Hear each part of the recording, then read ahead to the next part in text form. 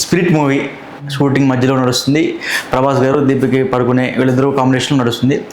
మధ్యలో చిన్న గొడవ వచ్చిందంట. ఆ సందీప్ రెడ్డి వంగకి దీపిక పడుకునేకి చిన్న గొడవ జరుగుతుంది. సడన్గా దీపిక పడుకుని నాకు 130 కోట్ల రెమ్యూనరేషన్ ఇస్తేనే నేను ఈ సినిమా కంటిన్యూ చేస్తా, లేకపోతే చేయను అన్నట్టుగా మాట్లాడుతున్నారు షూటింగ్ మధ్యలో నుంచి. అసలు ఏం జరిగింది? ఈ ఎలిగేషన్స్ నిజమేనా మీ మాటల్లో? ఇవన్నీ తప్పుడు ఎలిగేషన్స్. ఈ సినిమా తీయాలనుకున్నది వాస్తవం, ఆవిడ హీరోయిన్ అనుకున్నది వాస్తవం, రెమ్యూనరేషన్లు మాట్లాడుకున్నది వాస్తవం, అంతా అయ్యింది. కానీ కథ మాట్లాడుకునేటప్పుడు కథకు సంబంధించి ఆవిడకి కొన్ని అభ్యంతరాలు ఉన్నాయి. ఆ అభ్యంతరాలు ఆవిడ వెలిబుచ్చితే ఆయనకి నచ్చలా. అతను ఒక మేల్ చావనిస్టిక్ పిగ్, మేల్ చావనిస్ట్. అతను అంటే మగ దురహంకారి అనమాట. అహంకారి కూడా కాదు, దురహంకారి. నేను అసలు నా కథలు ఎలా ఉంటాయి? అసలు నా కథలు ఎలా ఉంటాయి? అగ్గి పుట్టిస్తాయి, అగ్ని పర్వతాలు బద్దలవుతాయి, అగ్నిగోళాలు బద్దలవుతాయి, సముద్రంలో బడబాగ్నులు పుట్టిస్తాయి. అట్లాంటి నా కథల్ని ఆఫ్టర్ ఆల్ ఒక హీరోయిన్ నో అంటదా? అబ్జెక్షన్స్ చెప్తుందా? పెద్ద ఫెమినిస్టా? ఆకాశం నుంచి ఊడిపడిందా? ఏం లేకపోతే నాకు హీరోయిన్ లేరా అని చెప్పి ఆ దుగ్ధతోటి అబద్ధాలు ప్రచారం చేస్తున్నాడు. పైగా ఇతను అబద్ధాలు ప్రచారం చేస్తూ ఆమె అబద్ధాలు ప్రచారం చేస్తుందని చెప్తున్నాడు. అసలు సినిమా నుంచి తప్పుకుంది ఆవిడ. నేను ఈ మార్పులకి అంగీకరించకపోతే నేను ఈ సినిమా చెయ్యను అని పక్కకి వెళ్ళి వాకౌట్ చేసింది ఆవిడ. ఎడంకాలతో తన్ని వెళ్ళింది ఆవిడ. చాలామంది ఎదురు చూస్తున్నారంట, వంగ సందీప్ రెడ్డి సినిమాలో మాకు అవకాశం వస్తే చాలు, మా జీవితం ధన్యమైపోద్ది అని. ఇప్పుడు కొంతమంది అంటున్నారు, అసలు అందరూ అంత ధన్యమైపోద్ది జీవితం అనుకునే పరిస్థితిలో అసలు దీపిక పడుకుని ఎందుకు వదిలిపెట్టేసుకుంది ఇలాంటి సువర్ణ అవకాశాన్ని అనుకుంటున్నారు.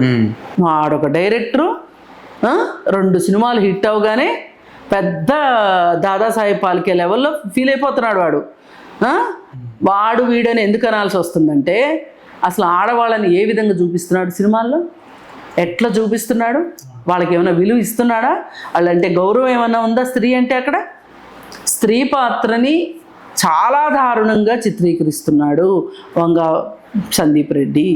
అదే చాలా గొప్పతనం అనుకుంటున్నాడు. ఆల్ఫా మేల్ అనే ఒక దరిద్రపు కాన్సెప్ట్ని చూపించాడు. అలాగే అర్జున్ రెడ్డి సినిమా కూడా అంతే. తెలుగులోనూ డబ్బులు వచ్చినాయి అనుకుంటున్నారు. డబ్బులు రావడం ఒకటే ప్రాతిపదిక కాదు ఎప్పుడైనా సరే. ఇప్పుడు పుష్ప 2 స్మగ్లింగ్ సినిమాకు కూడా డబ్బులు వచ్చినాయి. స్మగ్లింగ్ని ఓకే చేస్తామా మనం?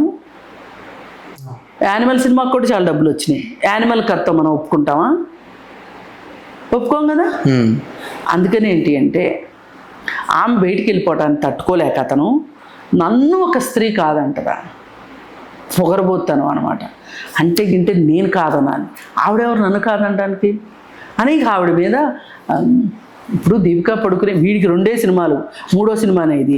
కానీ ఆవిడ ఎన్ని సినిమాలు చేసింది? ఆవిడకి అగ్రిమెంట్లు అంటే తెలియదా? వాటిని ఎట్లా చేసుకుంటారో తెలియదా? వాటిని ఎట్లా వైలేట్ చేస్తే ఏం జరిగిద్దో ఆమెకు ఎక్కువ తెలుసా, వీడికి ఎక్కువ తెలుసా?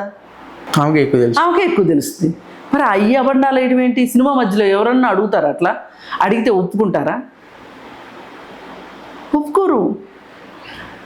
కావాలని చెప్పడం అన్నమాట ఇవన్నీ. అందుకని అసలు ఇతనితోటి సినిమా అంటే బహుశా ఒప్పుకుని దీపిక పడుకునే తప్పు చేసింది. అసలు ఒప్పుకుని ఉండాల్సింది కాదు. దీపిక పడుకునే స్ట్రేచర్కి, దీపిక పడుకునే ధైర్యానికి, దీపిక పడుకునే యొక్క వ్యక్తిత్వానికి ఇవాళ బీజేపీ వాళ్ళు ఒక రకంగా ఆమె పైన దాడి చేస్తున్నారు. ఎవ్వరు పడితే వాళ్ళు దాడి చేస్తున్నారు.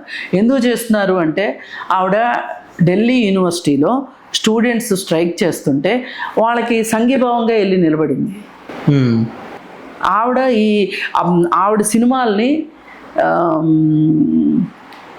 రిలీజ్ చేయలేము అని చెప్పి విశ్వ హిందూ పరిషత్ వాళ్ళు, బజరంగ్ దళ్ వాళ్ళు కోతులు మోకలాగా వచ్చి అడ్డుకున్నారు. ఇట్లా ఆమె పైన ఫైట్ చేస్తూనే ఉన్నారు వాళ్ళు. ఆమె వాటిని ఎదుర్కొంటూనే ఉంది. ఆమె ఇంకా ఇంకా ఇంకా దృఢంగానే తయారైంది. అలాంటిది ఇతను కూడా ఒక బీజేపీ మనస్తత్వం ఉన్న వ్యక్తే సందీప్ రెడ్డి వంగ. సందీప్ రెడ్డి కూడా. ఇప్పుడు పోయినసారి సినిమాలో చూడండి, మేక్ ఇన్ ఇండియా అని ఒక డైలాగ్ వేశాడు యానిమల్ సినిమాలో. అలాగే మేరా భారత్ మహాన్ అని అన్నాడు. ఆ రెండు చూపించేసరికి ఆ సినిమా అది ఉత్తమ చిత్రం అని చెప్పి ఇచ్చారు.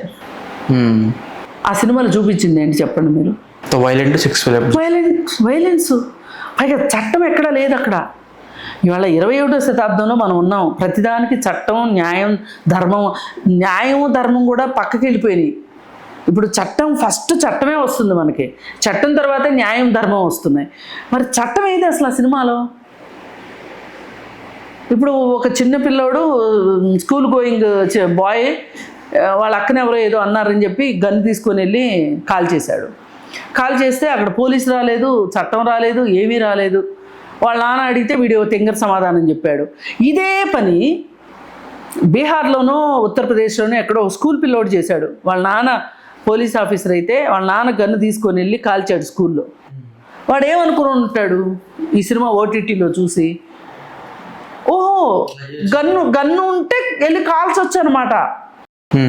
ఆ పిల్లోడికి తెలియలే పోలీసులు పట్టుకుంటారని. పోలీసులు పట్టుకున్నారు. మరి వాళ్ళ నాన్న ఉద్యోగం ఉండింది, వీడియో చిన్నపిల్లల జైల్లో కూర్చున్నాడు వెళ్ళి.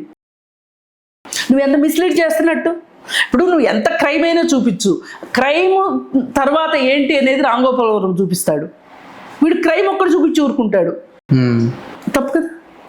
తప్పు. అలాంటి డైరెక్టరు ఇప్పుడు వీడి తాలూకు మనుషులంతా ఏం ప్రచారం చేస్తున్నారంటే, తెలుగు మీడియాలో కూడా కొన్ని హిందుత్వ భావజాలం ఉన్న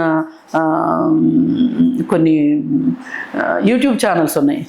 వాళ్ళు వంగ సందీప్ రెడ్డిని హీరోలాగా మాట్లాడుతున్నారు. దీపికా పడుకునేకి 10 మంది బాయ్ ఫ్రెండ్స్ ఉన్నారని మాట్లాడుతున్నారు. ఇప్పుడు ఇక్కడ పాయింట్ 10 మంది బాయ్ ఫ్రెండ్సా ఈ సినిమా నా టాపిక్? ఓకే, ఉండుండొచ్చు 10 మంది బాయ్ ఫ్రెండ్స్. ఆవిడకి ఏకకాలంలో 10 మంది బాయ్ ఫ్రెండ్స్ ఉన్నారంట, వీళ్ళు చెప్పేసేస్తున్నారు. ఆవిడ ఒకప్పుడు రణబీర్ కపూర్ని పెళ్లి చేసుకుందాం అనుకుంది. అలా కాకుండా ఇంకెవరినో రణవీర్ సింగ్నో ఎవరినో పెళ్లి చేసుకుంది. పెళ్లి చేసుకుంటేనంట ఆవిడ ఎక్కడ కూర్చున్నానంట ఆవిడ ఊహల్లో రణవీర్ కపూరే ఆమెకు మనసులోకి వస్తున్నాడంట. మరి వీళ్ళు ఏమన్నా ఫేస్ రీడింగ్ చేసి చెప్పి మహానుభావులు ఉన్నారా? జ్యోతిషాలు చెప్తున్నారా వీళ్ళు? ఎట్లా అమ్మాయి మీద అంతంత అభాండాలు వేస్తున్నారు అసలు? పైగా ఇవాళ ఆమె కేవలం హీరోయినే కాదు, చాలా సమాజ సేవ కూడా చేస్తుంది.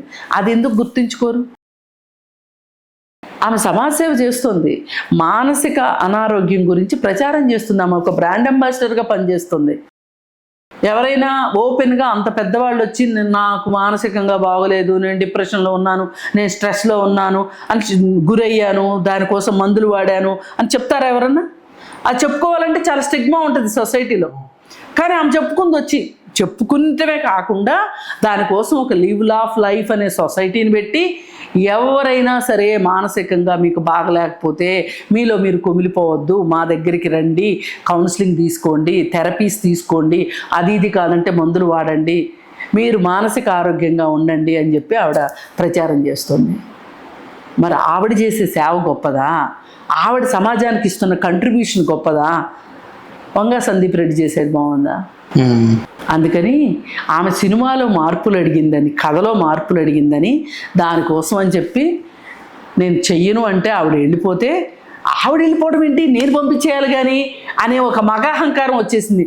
నేను అందుకే మేల్ చావనిస్తుంది, ఊరికినే అనలా, పురుషాహంకారి అనింది అందుకు. కాబట్టి ఈ విషయంలో ఐ స్టాండ్ విత్ దీపికా పడుకునే. నాకంటూ అవకాశం వస్తే అసలు ఇతన్ని సినిమాలు తీయకుండా బ్యాన్ చేపిస్తా. ఓకే. పైగా ఆయనకి చాలా కళలు ఉన్నాయంట. ఆ కళలు నిరూపించుకుంటానికి ఇంట గెలిచి రచ్చగెలవాలనుకున్నాడంట. ఇంట గెలిచి రచ్చగెలిచాడంట. కితాబులు ఇస్తున్నాడు ఓ బొట్టు పెట్టుకున్న యాంకర్. ఈయన పెద్ద తెలంగాణ బిడ్డ అంట. ఆవిడ మాత్రం ఎవరో నాకు అర్థం కావట్లా.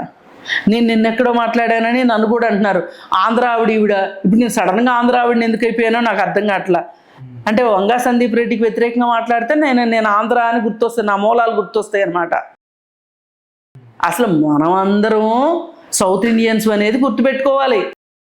దీపికా పడుకునే కూడా సౌత్ ఇండియనే. అసలు మనందరం ఇండియన్స్ గుర్తు. మనం అందరం ఇండియన్స్ అని గుర్తుపెట్టుకోవాలి. అంత పెద్ద బ్రాడ్ ఇంట్రెస్ట్ మనకు లేకపోతే మనం కనీసం సౌత్ ఇండియన్స్ అయినా గుర్తుపెట్టుకోవాలి.